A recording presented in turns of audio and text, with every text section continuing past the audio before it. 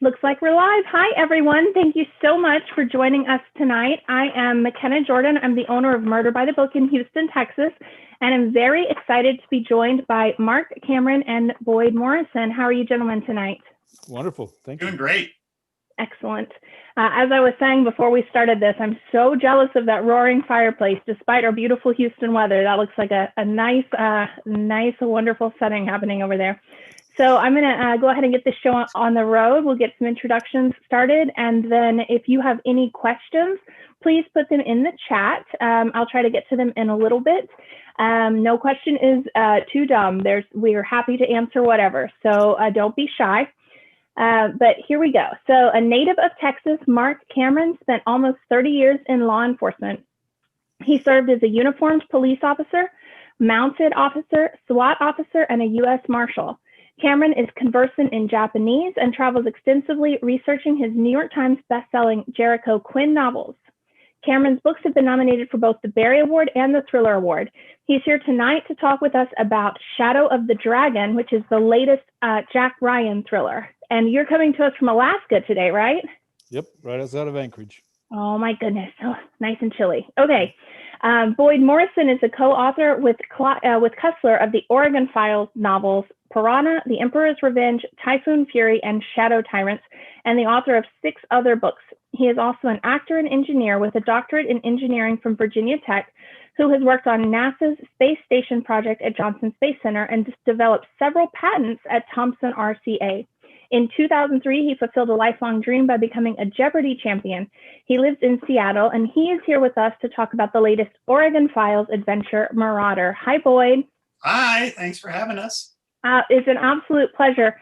Boyd, I'm so sad by your bio because we have 2 important people that we've lost mentioned in it between Jeopardy and Mr. Cussler. So, may they both rest in peace. So I will say that we have a lot of new people who watch these. So if you don't mind talking a little bit about kind of your main character, what the series is, and then about this new book, that would be great.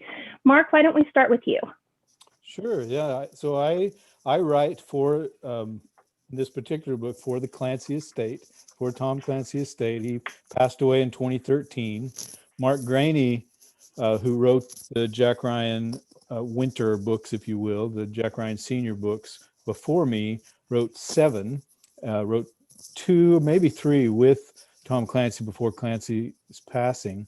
And then Mark Graney decided to step away and pursue some of his own books more full time. And so he recommended me for the gig. And so that's where I'm at. So this is my 4th one. Shadow of the Dragon is set in all over in the Arctic, in Albania, in China. And the main characters, of course, are the characters that Clancy, those legacy characters that people are often familiar with through the movies. Jack Ryan Sr., John Clark, and then, of course, the campus, which is sort of a quasi-government organization that works in the background. Nice. Boyd, how about you? I was fortunate enough to work with Clive on all 6 books that I've done in the Oregon Files series. Like Marc, I came in later in the series. I started on book 10. The previous 9 were written with Jack DeBrol and Craig Durgo. And for those who aren't familiar with the Oregon Files, it's about this ship called the Oregon that on the outside looks like this rusty tramp freighter that's about to sink. And on the inside, it's actually this high-tech spy ship with all kinds of weapons and gadgets and amazing engines. And it's crewed by Juan Cabrillo, the captain, and an assortment of former Navy SEALs and CIA agents and other special forces people. And I often think of it as, so they disguise themselves, they can conduct heists.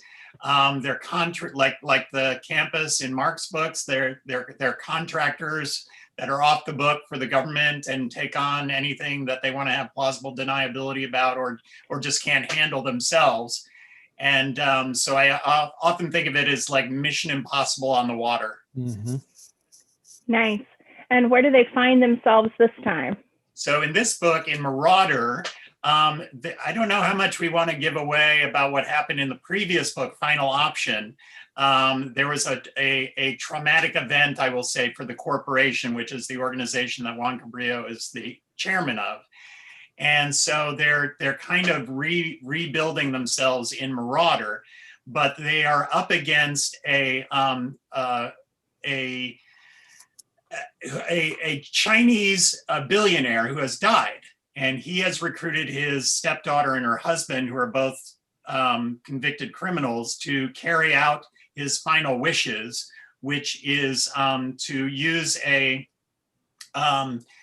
gas developed from the poison of a jellyfish that can paralyze people. And he's using it to try to conquer all of Asia and the South Pacific. And you also have some Chinese in your book, right? Yes. It's kind of interesting that I've been talking to several of my friends about this. We as authors, we get requests all the time from other authors. Can you just read my book? Can you give me a cover blurb or whatever? And I've had people help me, and I'm very pleased and thankful for that, but I hate asking other authors to do that. And one of the reasons that I do is because it's so easy to get derivative. And you notice that Boyd and I both wrote about China and have the Chinese characters as our villains, if you will. And I'm glad I didn't read his book beforehand, because they're both kind of, as I really think most good thrillers are, lit fuse kind of books. I've been really impressed. I'm reading I was telling Boyd earlier, I'm a little more than halfway through his, and it's impressive the way that which is what I strive for all the time, to have that sort of lit fuse burning, that the good guys are constantly, some sort of, and I won't give any of his book away, but some sort of event that just sets the clock and has you racing against the clock. And if I don't hear an Indiana Jones theme playing in my head while I'm writing, then I realize I'm not in the right frame of mind. And you need that boulder coming after you. Yeah, exactly. Just constant threat of, the sword of Damocles hanging over my head. And I get that in his book as well, and I strive for that in mine. Do you listen to music while you write? Just in my head. I can't. Yeah. I have to be. Yeah, I know many people that can do that, and I just can't. I can listen to, if I'm in the right frame of mind, I can listen to instrumentals, but I can't listen to words. How about you? Yeah, it's funny you mentioned Indiana Jones, because that's one of the themes I listen to while I write. Yeah, I'll listen to movie theme soundtracks. So, Star Wars and Indiana Jones and Gladiator and, and Batman and all the great, James Horner and Williams and John Williams and right. All of them, because I can't listen to words because that would be distracting, but I like that dramatic flair in the music that kind of gets me going for what I want to accomplish in my writing. Yeah, the sword fight scene, many sword fight scenes, but sword fight scene in Pirates of the Caribbean. Those are perfect. Yeah, that's great music. Yep. That's great. I can imagine you guys just listening to like action themes and just exactly. Totally into your writing. That's fantastic. Such a great visual in and of itself. So both of you are actually writing for very well-established series. And I was wondering so you already said Marc referred you, but how did that process happen? And did you find it difficult to write not your own characters? For the Clancys, it was terrifying, because I told Tom Colgan, the editor, later that if it hadn't been terrifying, I was the wrong guy, because that's, Clancy, as with Clive Cussler, they're such iconic writers that in fact, you hear all the time when somebody picks a pseudonym, pick a C name so you can be by Clancy and Cussler, right?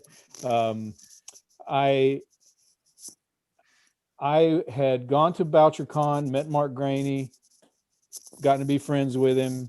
he asked me, and again, I talked about how I hate to ask people for cover blurbs, and I had gone to dinner with Mark. My wife and I had gone to dinner with him, and he said, "Hey, how would you like me to do a cover blurb for you?" And I, of course, said, "Yeah, if you have time, that would be grand." And he said, "Well, send me what you got." And unbeknownst to me, he wanted to read what I was working on and send it on to Tom Colgan. He's sneaky. And boy, he was so quiet about it. I mean, like MI5 quiet. He just was really good about it. Because I never heard word one about it until my wife and I were in Florida on the beach, in between some research for an Arliss Cutter, one of my other series books. And my agent called me and said, "Mark Graney's recommended you for the next Tom Clancy Jack Ryan." And of course, I thought of a million reasons why I should not. And she said, "Mark, don't blink around. This is Clancy. You've got to do it." And, and it's been an incredible journey. Now, of course, I would say that, and I don't know how this is for Boyd, but I would say that there are a sizable number of people that are just mad that I'm not Tom Clancy, and another group that's mad because I'm not Mark Graney. And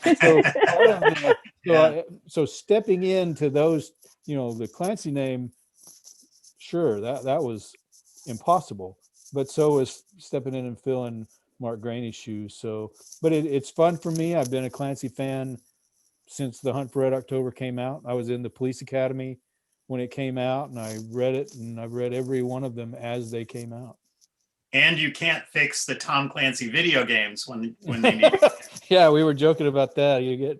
Sometimes we get put on as administrators for the Facebook page, and you get emails or little messages from what I expect. At least I hope they're 12-year-old boys and not grown-ups that are like, "Dude, my Ubisoft account's gone out, fix it." And, as if I have anything to do with that. Did you have to go back and refresh your memory with all of the, I mean, I don't even know how many previous books there were to when you started, but it must have been like 15 books. Yeah, a lot. Did you go back and read them all? Yes, I did. And I had read Without Remorse fairly recent. Actually, I'd read Some of All Fears fairly recently before I got the gig, and I have a worn copy of Without Remorse that I've probably read 5 times. But my wife and I generally go to the Cook Islands for a couple of months every year to write anyway, before we started this, and we have good friends. It sounds snooty, we go to the South Pacific, but it's not. It's a beautiful little island called Rarotonga, but we have friends there that really give us, they speak with a wonderful New Zealand accent, so they give us, the mate's rate to rent for that long a period of time. So we took took every book either on my iPad or a Kindle or hard, paperback, and put ourselves through a Tom Clancy University. And I would read in the morning, write new chapters, as an unknown quantity. I had to send those chapters as I was completing them to Tom Colgan, which is not the way I normally write. So but we hit our stride early on, and he's a great editor to work with. But I would read in the morning, write some. My wife would snorkel, take pictures of fish. Then she would come back at lunch. She would read some. I would read some, write some more, do research. In the evening, she would read to me as I was falling asleep out of one of Mark Graney's books. So I was up on what was going on now instead of just the Clancy legacy. So yeah, it was great fun, terrifying. And at that time, we weren't able to tell anybody that I was doing it yet. So everybody on the island, which is a small island, thought that I was just a very big Clancy fan when they saw me always reading books. So did you make like a what they call a Bible, or did you just take a lot of notes? Well, I took both. I took a lot of notes, but Mark Graney and Mike Madden had put together, and maybe Grant Blackwood had as well. They put together a pretty good little, not super long, but a little Bible about the characters. With this many books, and I won't point any out because that wouldn't be fair, but with this many books and this many writers, there are going to be some things that don't quite mesh. Yeah. And believe me, I hear about them in emails. I don't personally, I don't like reading, my own reviews of any of my books, so I don't get on Amazon and read my reviews. I'm happy to have them. It's great to get reviews. I want them, but my personal angst, I can get. I remember when I was writing the Jerichos, I got like 50 4- and 5-star reviews, and I was just rolling in it like Scrooge McDuck and his money. And then I got a 1-star, and it gutted me for a week. Like, how could they hate me? I'm not trying to be. I mean, it was so personal. And so about 2 books in, I just said, this doesn't. It's like knowing your own IQ. What good does it do? It either That's helps very you healthy of you. feel dumb, and in my case, so. That's Yeah, smart. so I steer clear of that sort of thing. Well, and the bad feedback we always take so much more personally. Like you said, those 40 or 50 are wiped away so easily with one negative. So Well, and it's subjective. Writing is subjective, and it's art. And I've noticed kind of a disturbing trend, and because I'd watch a lot of YouTube, especially during COVID, watch a lot of travel videos and things like that for research. And they have that little thing on the side of suggested videos, and there's this trend of expert so-and-so tears down 5 movies and how that would never work, or expert in this tears down these 5 books and how they would never work. These are art, and of course honestly, I was a deputy United States Marshal for 22 years. It was the most fun job I ever had or ever could dream of having.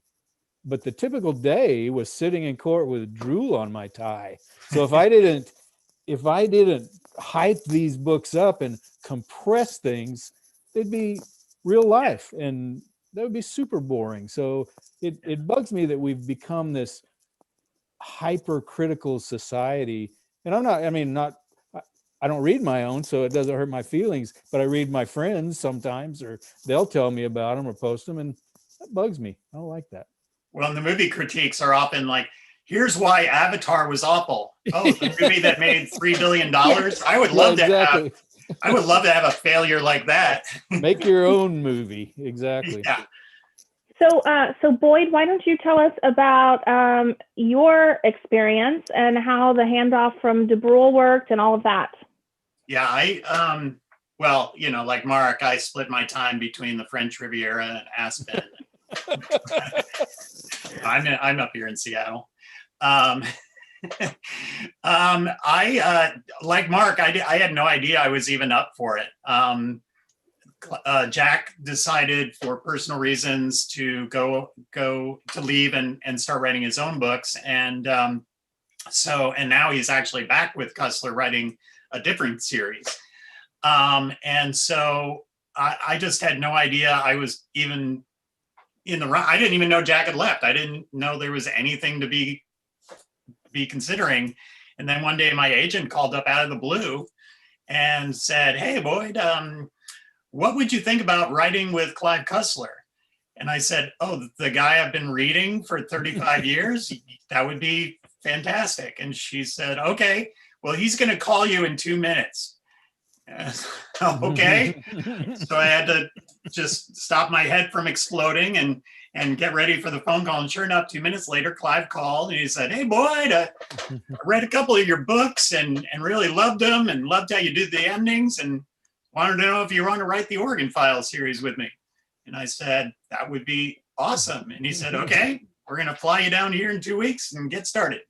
And that was literally the length of the conversation. I mean, I was just with the phone with my mouth agape for about 10 minutes after that. And 2 weeks later, I was sitting in his office plotting the first book together.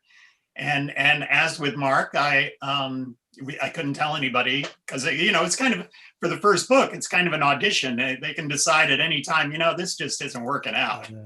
And so you don't want to tell everybody, "Hey, I'm working with Clive Cussler," and then 6 months later, "What happened with that?" I don't know. So so until the book was finished and with the publisher and they had a publication date, I didn't tell anybody. And it's been, I feel bad that Mark has never had a chance to work with Tom Clancy, but for all 6 of the books, I got to work with Clive. The last book, Marauder, as you mentioned, Clive passed away in February, and we had so the way we worked together is we would get together at his house for a few days, and I would actually stay at his house and drive some of his cars. I mean, he was just a really generous guy and very humble. And we'd go out to dinner and have drinks in the backyard, and so we would just brainstorm for a few days and get the really high level ideas for the book. What's the villain after? Where are the major locations for the story? He always has a historical element in the story. So what is that and how does it fit in? And then maybe some of the major action set pieces. And then that was pretty much it. And then I would go back and come back home and write 100 pages and send them to him. And he would revise it and send it back to me. And then we would just keep going like that until the book was done. So for Marauder, he had read about the first 100 pages or so before he passed away. And we also did a redesign of the Oregon, which is the ship. And the very last email he sent me, I had sent him a drawing for what I was thinking for the ship. And he wrote back to me and said, "It's a masterpiece. Go forth and make Marauder a winner." Wow. And that was the last email I ever got from him. Wow, that's cool. So I don't know if it's public or not, but can you answer, are you going to be continuing without Clive? I am not. It is public. Before Final Option, which was the book before that, I had told Clive that I wanted to go back to writing my own books. And, of course, he was disappointed, but he understood and was very gracious about it and talked me into doing Final Option and Marauder being my last book. And so now I'm actually just in the next week should be finishing up my first solo book since then, and we'll see what happens with that. Fantastic. So Mark, I think you mentioned earlier the goal to keep that fuse lit throughout the book. So what is your method for that pacing? Are you a plotter? Are you a pantser? Do you have any page limits? How do you keep that tension going? Well, I'm a plotter. I have to know the end before basically I plot extensively, but then I can move off that plot anytime I want to. I'm not one of those authors that says the characters made me do this. I remain firmly in charge, but I have a big whiteboard in my office, and then I write a lot longhand. So I free write with my trusty pencils, or I really like my Blackwing 602 pencils, go all Steinbeck on myself, or a fountain pen. And I do a lot of longhand writing and try to write really crisp notes, so that when I go back and flesh those out, that I can move them around in such a way. So the books I might write the plot, for instance, in Shadow the Dragon, I might write the Western China plot straight through. And, this is what happened, and this is what happened, this is what happened. And then write the comparative plot that's going on in Washington, D.C., much of now, not the whole thing, but 6 or 7 chapters, and then weave those together. So what that does is it allows me to, and Boyd's a master at this, of making you want to turn the page, and making you not want to go to bed at night, when you get to the end of a chapter. So in order to consciously, like gaming engineers have that compulsion loop that they're trying to, it sounds horrible when you think about, I don't want you to go outside and play soccer. I'd rather you stay inside and read my book. But I really work to make sure that I don't just leave a cliffhanger, but I leave a small cliffhanger at the end of a chapter, and then get back to the answer for 2 cliffhangers ago or 1 ago, so that it's not filler. You don't just skip away and do something filler. It has to get the reader moving on to so they don't want to stop reading that chapter either. So I might rearrange my chapters are color coded by point of view and where they happen. And So I'm a pretty extensive plotter that way to make sure that they mesh together. And I might change them 3 or 4 times, or my wife reads all my stuff when I'm done. We talk about it throughout, but I don't like anybody to read it while I'm working on it. Some little things I'll keep from her. She knows the plot generally, but when she reads it, she might say, this moves a little slow here. You might want to switch it out or cut it or whatever. And I've, out of 25 books now total, with some ghostwritten books I've done in the past, I wrote several Westerns. I have never not taken her advice, and I think it's helped. Great. How about you, Boyd? What about you and the pacing and the tension? Well, I am way less organized than Mark. I don't have color-coded anything. I don't have a whiteboard. I do plan it out, and most of the time I know what the end of the book scene or the climax of the book is going to be. A few times I haven't. I remember with Shadow Tyrants, I had no idea what was going to happen at the end, which was really scary. But it worked out. And I do plan out ahead, but I'm very linear. I have to write each chapter leading to the next one, because I need to know what's going to happen to make what's happening in the chapter I'm writing now make sense. And so, and it's also for me, and I'm sure Mark does this when he weaves everything together, it's about the rhythm of the story. Mm-hmm. And knowing when the reader needs a little breather from the action, because I think if it's just action, I mean, my books have a lot of action in them, but there's also scenes where they regroup, they debrief about what just happened, they come to terms with any bad stuff that happened, and then they plan what's happening next. And I think that's how you build the tension for what's coming. But I also love doing cliffhangers at the ends of chapters. My favorite emails are when I get somebody saying, darn it, Boyd, I was up till 3 a.m. reading this, and now I was so tired when I was at work the next day. And I say, well, I'm sorry, but not sorry, Yeah. That's what I want.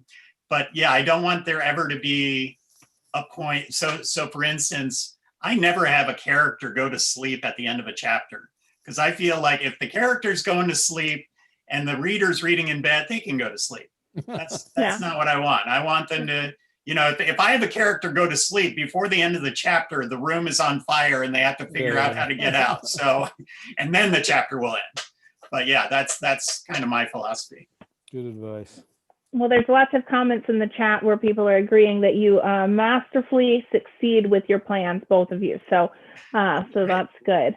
So a little more inside baseball. When you sit down to write, do you have a goal for the day, like a word count, or? And I'm actually intrigued by your longhand, Mark. So if you're writing, when do you get it in the computer? What is your actual process of getting words on page? Well, so when I begin a novel, I write a lot longhand. Excuse me. So I do a lot of free writing, and then I write my scenes out longhand, and then generally I'll take those scenes and I'll put those on the. This is probably more than you wanted to know, but I'll put those in the computer in bold Times Roman, and then in my little scenes as I've written them out longhand, and they change again. Then I'll say, well, I might do this or this. And at that point, I really have to watch myself that I don't start writing. I want to get those, because I try to keep it a sentence, but it always ends up being 3 or 4 sentences. And then I kind of get into the weeds and I have to stop myself. So as I have all those scenes out, then I go back and I try to at least get one of those, and one scene might be a chapter, one chapter might be 3 scenes. I don't know until I start writing. And then I try to get at least one of those scenes done a day, but my ultimate goal on the computer, but my ultimate goal is 2,000 words. And you said that you, on this book, were turning in chapters to your editor, like chapter at a time. So did that really mess with your plan? Yeah, not with this book, with the first Clancy, with Power and Empire, sorry. when they didn't know me very well. I mean, they had I think they read the 7th in the Jericho Quinn series. So they knew that I could finish a book, and they knew my general voice, but they didn't know if I could finish a Clancy book and how I would deal with the, 5, 6 multiple plot lines.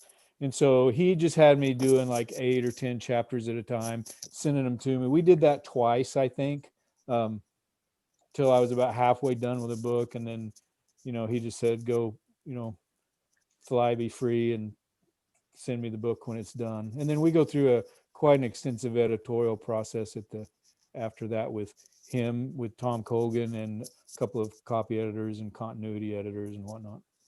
Yeah. So Boyd, you're sitting in front of your computer. What's that look like?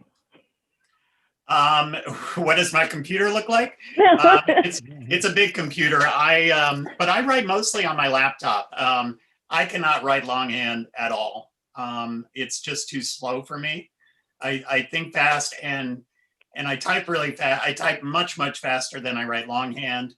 And so if I've tried longhand writing, I usually forget my thought for the end of the sentence by the time I've written about 4 words, because I'm so slow. And when I write, I do a lot of rejiggering. I delete stuff, add stuff, move stuff around. And so longhand just would not work for me at all. But I tend to, again, not nearly as organized as Mark. I don't have, my work ethic is really not very good. And so it's usually deadline oriented. And, I often get to the end and, when I've been dawdling for a while trying to, and a lot of it is just thinking of the plot, when I write really fast. But a lot of my time is just ruminating about what the story is and how it all fits together and what's gonna, like I said, what's gonna happen next and what are they doing here. But then when I have it figured out, I can write a chapter, which my chapters are anywhere from 4 to 7 pages long usually. And I can write that in an hour and a half to 2 hours. And so, that goes very fast. And like towards the end of the book, where I know basically what's going to happen at the end of the book. And at the beginning of the book, I'm sure Mark has found this, the range of choices is infinite. You could come up with anything. But once you get to 350 pages, the range of choices is very limited. And so, everything's been heading to one place and now you know where it's going. And I can write 50 pages in 3 days if I'm really on a roll. Mm-hmm. And so it's not, I really wish I was the type who say, I'm going to do 2,000 words a day, because then I would know in 2 months the book would be done and I could edit for another one. It unfortunately does not work that way for me, but eventually I do get a book done. So I guess it works in some respect. I would say that if I was a smarter guy, if I had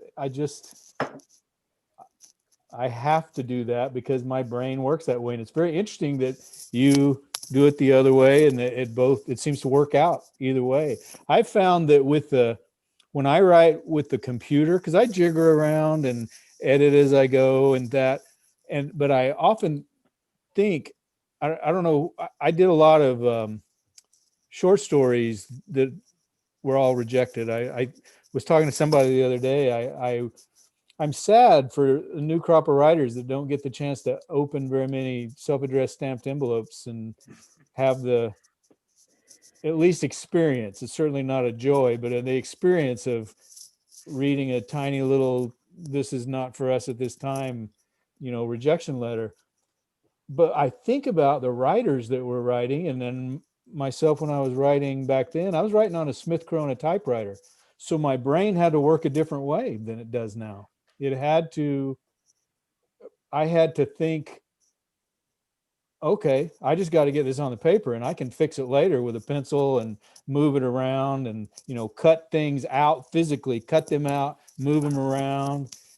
But everybody did that. It wasn't just me. This was 1983 and I was a young policeman and my wife bought me a typewriter and that's the way we wrote.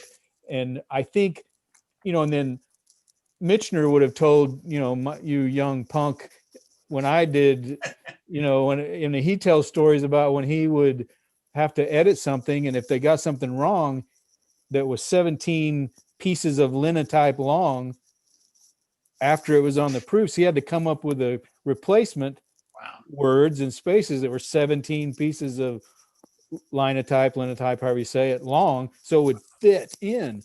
I didn't have to worry about that. So when I go back and write longhand or write on my manual typewriter, it's really a nostalgic, fun thing for me.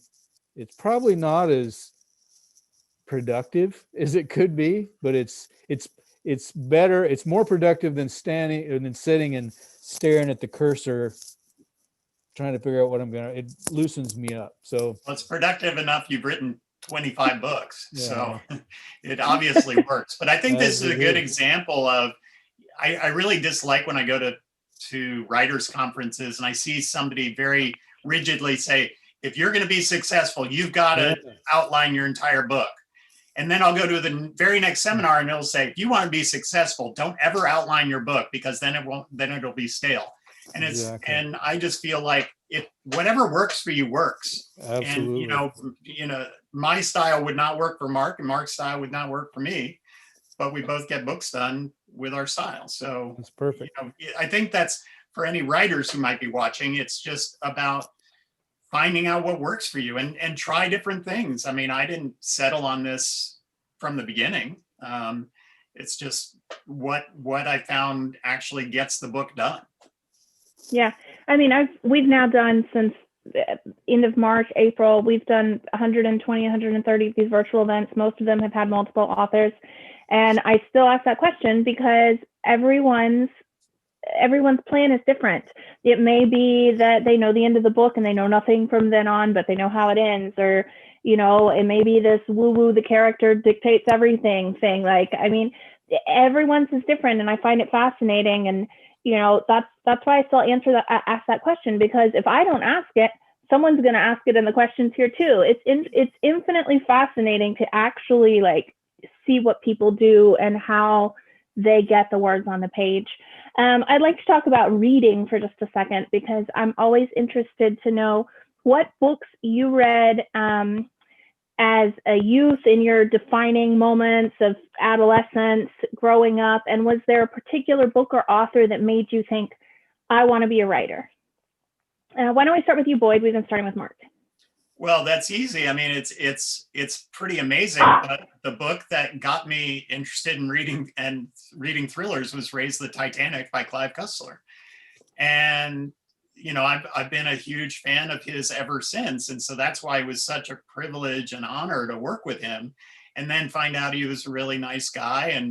And boy, does he know what he's doing as far as storytelling. And so it really was not a hard fit at all when I started working with him, because I kind of internalized his storytelling style over 30 years of reading his books. But I've always been a big thriller fan. Back in the 80s, I read Cussler and Stephen King and Dean Koontz and Tom Clancy and, everybody who was big back then. And they've all been big influences on my writing. And so it's just fun to see, to know people like Mark working on Tom Clancy books. It's pretty amazing, really. Yeah, that's fantastic. I mean, what a I guess dream come true. I mean, I'm sure you're the envy of so many. That's fantastic. Be a better fit. That was yeah. So Mark, you mentioned that you've also written Westerns. So did you read Westerns growing up also, or thrillers all the way?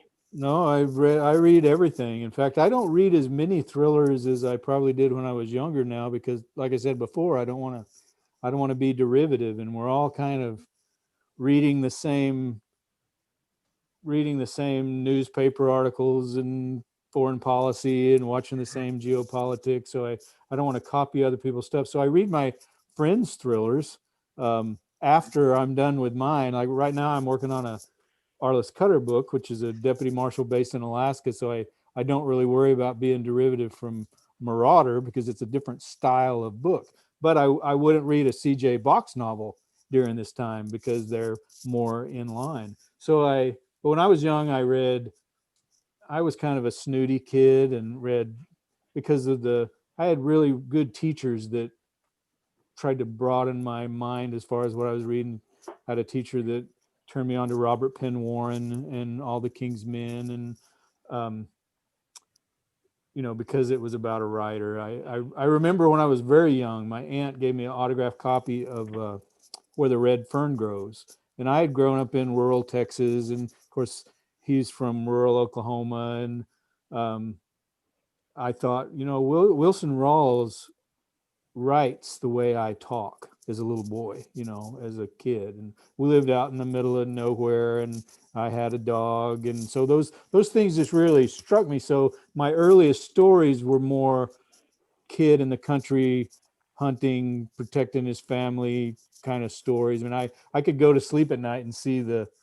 gravestones from an old Comanche raid in the Quanah Parker era of Texas. So I read a lot of those. I read Elmer Kelton when I was a young man. And then Elmer Kelton turned out to be my mentor at a Western Writers Conference. And it's interesting when we talk about genre. I read Ken Follett. I read Louis L'Amour. I read Tom Clancy. I read Robert Heinlein. I read Frederick Forsyth. I was a big Forsyth fan. But I was never really hung up, and I read science fiction besides Heinlein. I was never hung up on genre. I really think the writers that I liked seemed to be good writers, whatever they were doing. Like Elmer Kelton, for instance, is a fantastic writer, or was a fantastic writer, in addition to being a Western writer. So that's who I looked for. Yeah, and I was also a big science fiction fan when I was younger too. I still read science fiction, but I grew up reading Robert Heinlein and Isaac Asimov and Arthur C. Clarke and Harry Harrison and Larry Niven and basically everybody who was big before the 70s or 80s. And yeah, so I grew up, and it's funny, my English teacher would probably, from high school, would probably be shocked that I write for a living now, because I was not an enthusiastic English student. Because they were reading the books that I was not as interested in. If we were reading Clive Cussler and Stephen King and Robert Heinlein, I would have aced every English class I took, but that's not what we read. No, exactly. I was fortunate enough that I think it was the fifth or sixth Jericho Quinn. I dedicated it to 4 of my teachers, and including Miss Skidmore, the one that gave me the Robert Penn Warren book. And but I got it in her hands through her son about a month before she passed away. So I think she was surprised as well, because I did so poorly in my handwriting and grammar and all of that. Well, that's a wonderful story, though, that you got that to her. I always love when people mention like the teacher that inspired them, or that the teacher found out that they were a writer later. It's wonderful.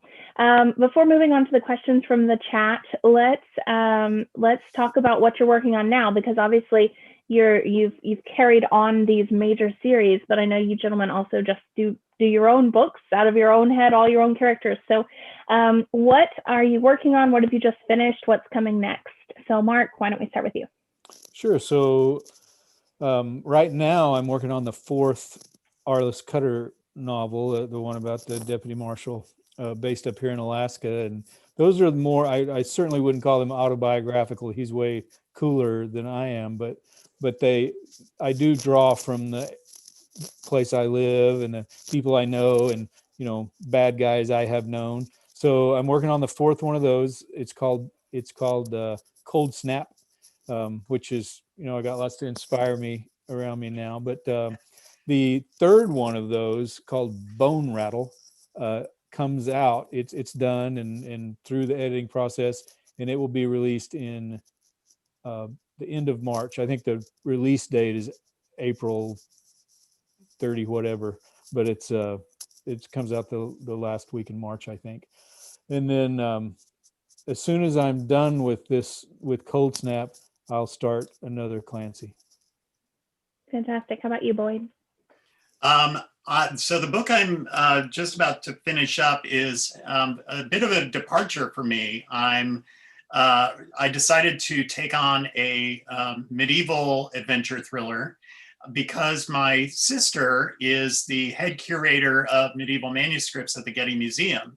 And so we are actually doing the book together.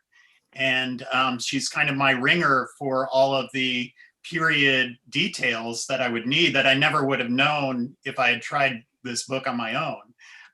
And so it's basically about a knight in the 14th century who goes on this huge adventure. And the tone I think of as kind of like an epic Robin Hood kind of story. But it has the same kind of fast pace and action, lots of action in the story, and villains and heroes, and so I think anybody who reads Marauder would get the same kind of feel for reading this new book that I'm working on. It sounds fantastic, and how fun to work with someone who deals with that every day. You have like research right there. That's amazing. Yeah, that helps a lot. Yeah, I'm sure. Okay, so moving on to the questions. So Mike was wondering, how do you both come up with the many different names of the people that populate your books? There are so many characters. What's the secret to keep coming up with the right names? Boyd, let's start with you, because I'm sure you've had some problems with this or challenges with the latest book, huh? Yeah, well, and Mark can talk to this too. We both had to create names for some Chinese characters, which is not a language that's familiar to me.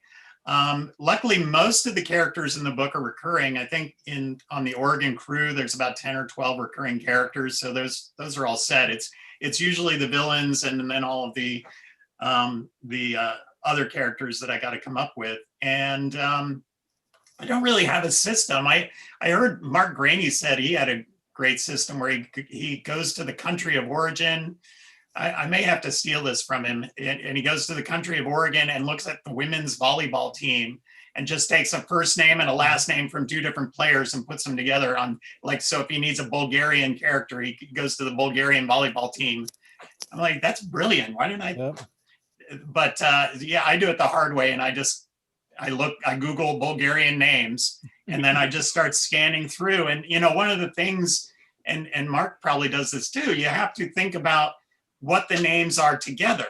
And so, I have the main character, Juan Cabrillo, and I think I came up with a character named Joan or something like that. And I couldn't have Joan and Juan because on the page, it would look almost identical. So you really have to think about when you're talking about the character names. I don't even have a J name usually because I don't want it to be weird to have Juan and Joe, because it would just be a little not only distracting but hard to keep track of for readers. And so I often think about making them sound entirely different from the other names that are in there. So yeah, it's a lot of just looking through baby name lists for different countries of origin and just spending a lot of time. And oftentimes I'll change names as I go through.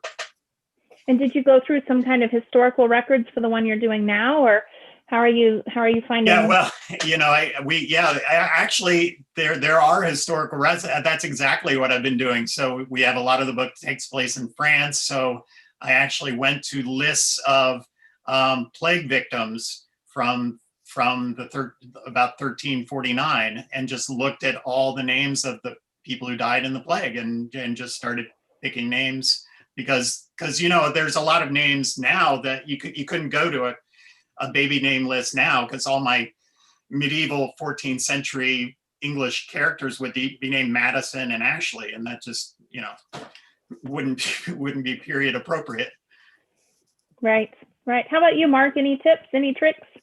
Well, I do a lot what Boyd does, and then I imagine he does this as well. After I've figured out those names, I go through news clippings in the area, overseas and whatnot, and steal maybe even historical records and steal a last name from one and a first name from somebody else, and then I will Google that combination, maybe look on Facebook to see if they really exist. There's nobody famous that has that yeah, name. exactly. Somebody that's and that's happened before. Somebody that's infamous, Yeah. Yeah. that everybody in China might know, and I've just picked their name. And then it's stuff that you don't think about, just like what you said, how it looks on the page. A lot of readers don't ever say the names out loud. They just, oh, that guy with the J name. And like my brother-in-law and sister-in-law are Argentine. So I say in my brain, because I do say them out loud. I read it slower, and I say Cubrijo just because of the way it's spelled. Right. Yeah. So when you said, oh, that's the way it's because I haven't read it really out loud, just in my head. So you have to think of that. So I think like Boyd does in that regard. And you also, I like to think, does this sound like a bad guy's name? Does this sound like in the Harry Potter world, she did a great job of making, Snape and whatnot. It was funny to me that Mark Graney came up with a Russian character of Volodin concurrently when I came up with a Russian character named Volodin, just because it's such a ominous name, and the books came out at the same time. And okay, dadgummit, we looked to the same name list, I guess. Maybe it was the same guy. Yeah. Or maybe they were brothers. Maybe, except his was a Cousins or something. Yeah, exactly. That would be fun. Do it. You can have a crossover book at some point. Right. With it, and as also with different names, and you probably have this with your French names, there are names that are just so impossibly hard for the American, not just our ear, but for us to imagine. Right. That it rolls off their tongue that you just can't use them. And that works with Chinese as well. There are names that are, everybody chuckles like a 12-year-old boy when they read it. So you can't use certain Chinese names. Yeah. They're very common in China, and they don't think like that. Certain names are just off limits, and certain name combinations. Yeah. So we have a couple more questions. So Joshua was wondering, basically he's complimentary that you've both influenced his work. It looks like he's going in the process of writing a first novel, and he's wondering, how did you navigate the unknown of your first novel? Boyd, how about you? Navigating the unknown of my first novel. That's an interesting way to put it. I think this is the kind of profession that you just have to try it and see what works, because I will say I did not get published until I wrote my third book. And so my first book is now published, but it wasn't the first one to get a deal. And I actually went back and rewrote it extensively before publication, because it had been so old that it needed to be refreshed. And I think what helps a lot, and it sounds like Mark does too, I have a very supportive wife who is my first reader on everything. And, I don't know if I would have gone through all of that hardship. There's a lot. I mean, this is a hard profession, especially at the beginning, because there are no guarantees. You don't know if anybody will like this book.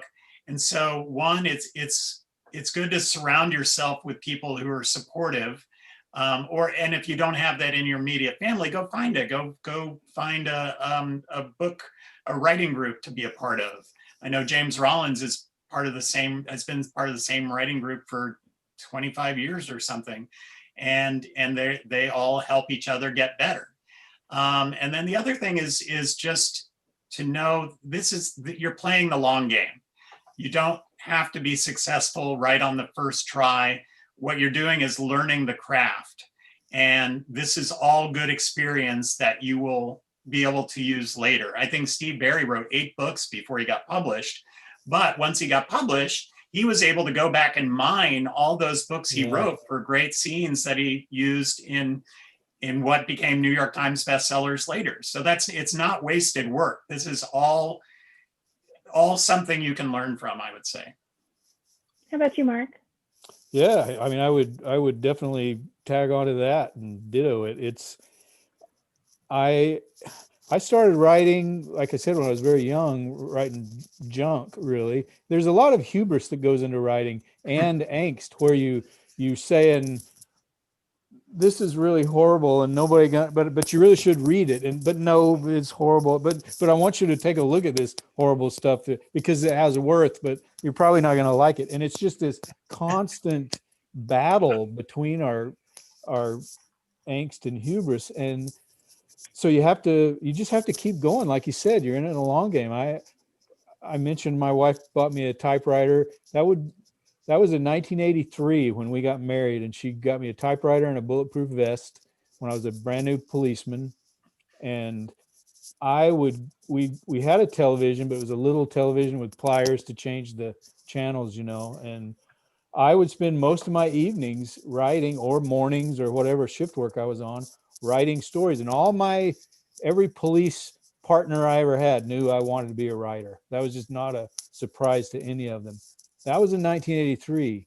I got rejection letter after rejection letter. And I didn't get published till 2003.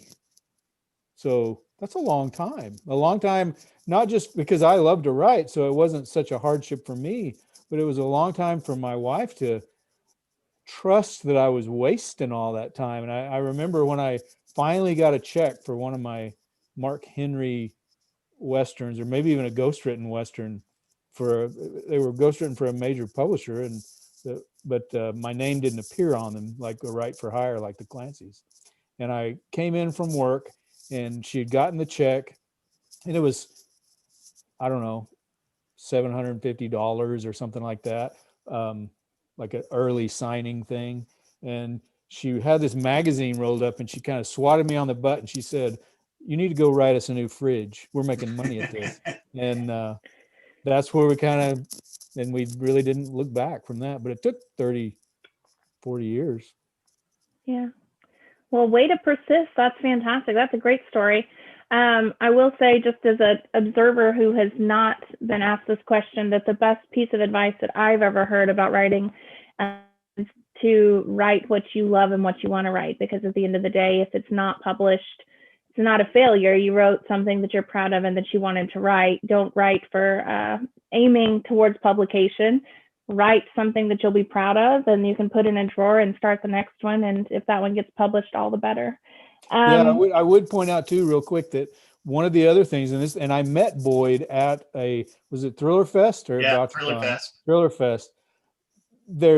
I talked about that angst and the hubris and the what do you call it? The imposter syndrome, which you all of us are navigating the unknown. Every time you start a novel and look at that cursor, that blank page or whatever, you're navigating the unknown of maybe not your first book, but this first book. And by hanging out with Boyd and Mark Graney and Rip Rawlings and, all those other folks at the conferences, you get to see, oh, I'm not the only weirdo in the room. I'm not the only one out there that feels this way.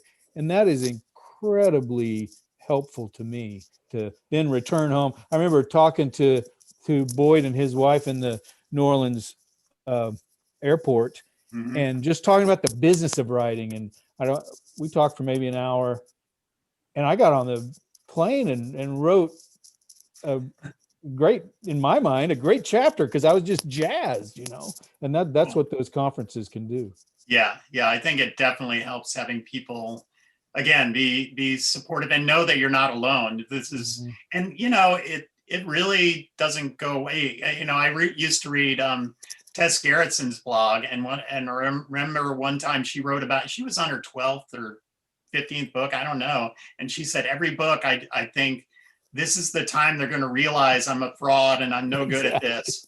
And I thought, Tess Gerritsen, she's like a 12-time New York Times bestseller. It's crazy. And now my 12th book has just come out, and it's the exact same thing. I feel like, well, okay, yeah, I've done 12 books, but this next one, I have no idea if it's going to work or if anybody's going to like it.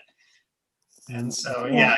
you just have to constantly, I think Mark said it well. It's just a balance between thinking, I am an awesome writer, but I think the part that makes you think I'm an awesome writer and people should read my book is what gets you going and makes you do it.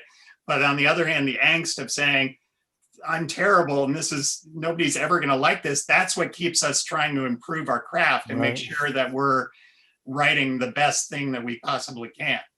So I think if you had too much of one or the other, it doesn't work. You need both. Mm-hmm. Yeah, that insecurity has to drive the editing and revision process for sure. Make it as good as possible. All right, we've got a quick question just for Mark, if I can find it. Now that you're a famous writer, are you ever considering going back to the U.S. Marshal Service as the U.S. Marshal of Alaska? Negative. I knew it'd be quick. Okay, we have another one from Mike. I think this is a fun question. Have either of you ever snuck one of your main characters from your own books into a Cussler or Clancy novel without naming them? Well, I have done it, but with naming them. Actually, my first night that I met Clive and was down planning Piranha, we were at dinner, and then just out of the blue, he said, and I had a book, a series of books, 4 books with a character named Tyler Locke, who's kind of like to engineers what Indiana Jones is to archaeologists. And Clive just out of the blue said, well, why don't you put your guy in the book? Give him a scene. I'm like, okay, that would be awesome. So I wrote a couple of chapters with my character in a pivotal scene with Juan Cabrillo, and that was a lot of fun to do. I bet. How about you, Mark? No, I don't. I think Clancy readers, I really see them reading these books with, like I've said before, TI graphing calculators and slide rules and their own Bible of what they've written down about what these books should be like. And they're pretty particular and they want it to be exact. And, I'm always pleased when somebody as educated as Boyd reads one of my books, because I got a email from a physicist that said, you got the half-life for whatever polonium isotope wrong. And I was like, well, I'm just so grateful you read one of my books. A physicist, no doubt. But I think they're so different, and the universe that they're written in is so different that it would not work. But I do put in people that read my books and people that read the Clancy's might see some similar character traits in some of the military operators, because I base those on real people that I know. And so some of them might share traits. And so I might picture them the same in my head, but I won't give that away who they are. Yeah, Clive has definitely had a playful view of what to put into his books, and he's famous for putting himself in his books. Appearing. Have you done that, Boyd? Have you ever put yourself in one of his books? I have no. That was not going to work for me. You got to do one more. You got to do one more so you can do that.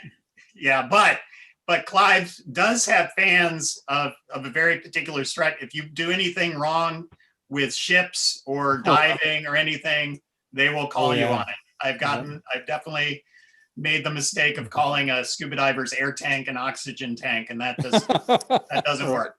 Right. So when we see a character named Boyd in the 14th century, we'll know who it is. Yeah, that won't be jarring at all. Yeah. You'll have to see one in the next Clancy. That I could work Boyd in. I just can't work one of my. I could use my first name, because I go by my middle name, but my first name is Hugh, and I could see having a middle ages character named Hugh. That would absolutely. That could definitely work. Okay, the last question is essentially the obligatory TV or movie question. So Scott was wondering, Mark, your books would seem perfect for a movie or TV series. What are the odds we will see that happening? And we can also, same question to you, Boyd. So let's start with Mark. I don't know what the odds are. We're in discussions all the time. I have a manager on the West Coast and that works with my literary agent, and I've got a producer that's become a good friend that we discuss this, and we're in the process of writing some things right now. But those things are, I mean, look how CJ Box is an incredible writer with massive fan base, and his books are just now. I think it premiered last night. Yeah, Big Sky. So, yeah, and Brad Thor's have never been made into movies, and they Or should. James Rollins. Yeah, or James Rollins. Yep. So Yep. it is such a lightning in the bottle thing. But we have been in talks, very serious talks recently. How about you, Boyd?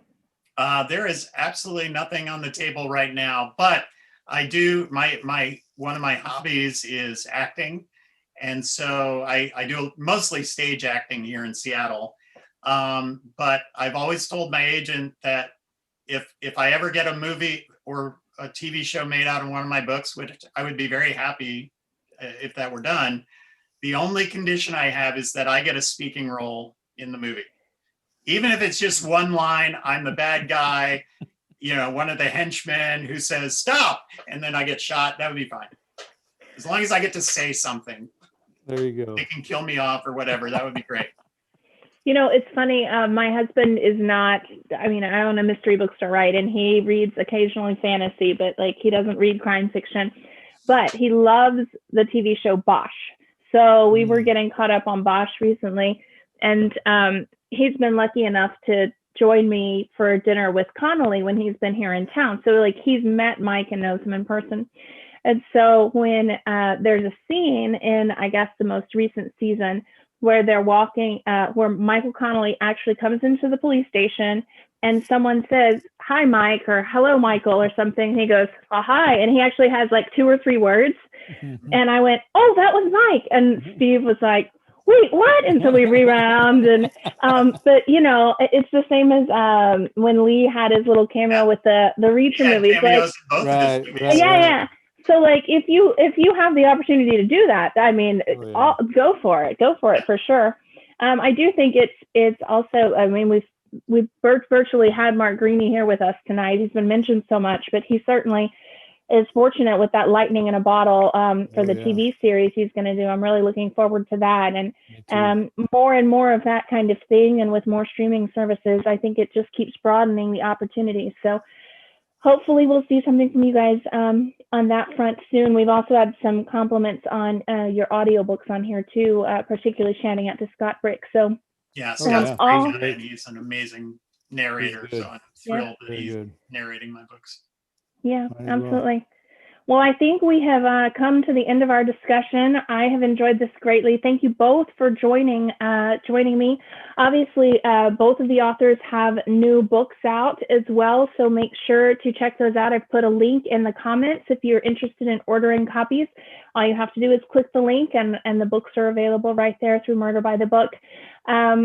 If you missed the beginning of this, give it a couple hours to process on YouTube, and it'll be available to rewatch. Have a great night, everyone, and thanks again, gentlemen. All right, thank you very much.